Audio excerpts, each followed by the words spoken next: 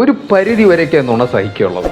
അത് ഏത് ഭാര്യമാരായാലും തന്നെ ഭർത്താവിൻ്റെ നുണ പറച്ചിൽ അമിതമായി വളരെയധികം സഹിക്കാൻ വയ്യാത്ത ഒരവസ്ഥയിലേക്ക് എത്തിപ്പെട്ടു എന്നുള്ളതാണ്. ഒരു പരിധി വരെയൊക്കെയാണല്ലോ ഇത് സഹിക്കാനൊക്കെ പറ്റുക. എന്നും നുണ പറയുക, നാവിടുത്ത നുണ പറയുക എന്നുള്ളതാണ്. ഭർത്താവാണെങ്കിൽ ഇത്തിരി കുടിക്കുന്ന ആളാണ്. കുടിച്ചു വന്നു കഴിഞ്ഞാൽ ഭാര്യ ചോദിക്കും, മനുഷ്യ നിങ്ങളൊന്ന് കുടിച്ചിട്ടുണ്ടോ? ഉടൻ തന്നെ നുണ പറഞ്ഞ് ഇല്ല. ഭാര്യയെ പേടിച്ചിട്ടാണോ എന്തോ എന്നറിയില്ല, ഉടൻ തന്നെ നുണ പറയും. ഈ നുണയൊക്കെ സഹിക്കാം. ഭാര്യ പറയുന്നത് ഇതല്ല പ്രധാനപ്പെട്ട നുണ പറയുന്നത്, ഇതിലും വലിയ നുണകൾ പറയാറുണ്ട്.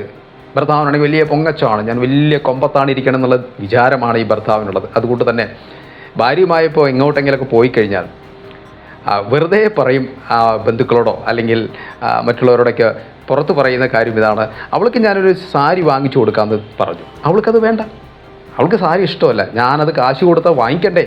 അത് ചെയ്യില്ല. സത്യത്തിൽ എന്താണ് ഇവിടെ? ഭാര്യ വീട്ടിൽ ഇതിന് മുന്നേ സാരി വാങ്ങിക്കാൻ പൈസ ചോദിച്ചു കഴിഞ്ഞാൽ ഭർത്താവ് പറയും എൻ്റെ കയ്യിൽ കാശില്ല, അത് നിഷേധിക്കും. എന്നിട്ട് പുറത്ത് ചെന്ന് പറയണത് എന്താ? അവൾക്ക് ഞാൻ കാശ് കൊടുത്തു, അവളത് വാങ്ങിക്കുന്നില്ല. ഭാര്യയ്ക്ക് ഇതൊക്കെ കേട്ടിട്ട് സഹിക്കാൻ പറ്റുന്നില്ല. പുറത്തൊന്ന് വീടിൻ്റെ ഉള്ളിൽ വേറെ ഒന്നുള്ളതാണ്.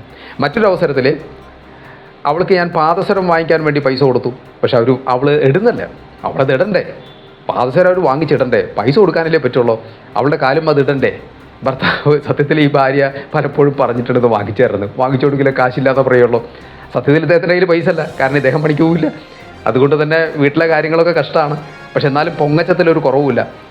മറ്റൊരു അവസരത്തിൽ വല്ലപ്പോഴൊക്കെ ഒരു സന്തോഷത്തിന് വേണ്ടി സിനിമയ്ക്ക് പോകണമെന്ന് ഭാര്യ പറഞ്ഞു കഴിഞ്ഞാൽ ഭർത്താവ് പറയും, ഞാൻ എത്ര സമയം അവളോട് സിനിമയ്ക്ക് പോകണമെന്ന് പറഞ്ഞിട്ടുണ്ട്, അവൾ എൻ്റെ കൂടെ ഒന്ന് വരണ്ട സിനിമയ്ക്ക്. ഇയാളോട് ഭാര്യ പലപ്പോഴും നമുക്കൊന്ന് സിനിമയ്ക്ക് പോകാമെന്ന് പറഞ്ഞു കഴിഞ്ഞാൽ കാശില്ലാന്ന് പറയും, പോകണ്ടെന്ന് പറയും, അതിൻ്റെ ആവശ്യമില്ല എന്ന് പറയും. അതാണ് ഈ ഭർത്താവ്. എന്നാൽ പുറത്തുള്ള ആളുകളോട് മറ്റൊരു ഭാഷയിൽ സംസാരിക്കുന്നു. അങ്ങനെ നുണ പറഞ്ഞ് ഒരു ദിവസം ഭാര്യയ്ക്ക് വലിയ കലിപ്പിളകുകയാണ്.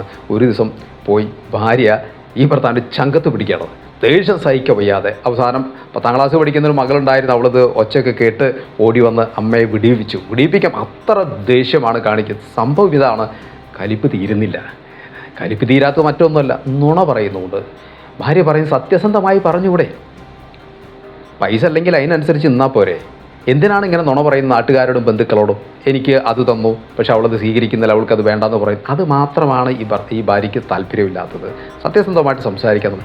എന്തായാലും ഇങ്ങനെ പൊള്ളച്ചങ്ക് പിടിച്ചതിന് ശേഷം ഈ ഭർത്താവ് ഒരു തരത്തിലും ഇത്തരത്തിലുള്ള നുണകൾ പൊട്ടിക്കാറില്ല. ഒരു സ്ഥലത്ത് പോയി കഴിഞ്ഞാൽ അതിനുശേഷം അങ്ങനെ ഒരു ഗുണം ഉണ്ടായി എന്നുള്ളതാണ്.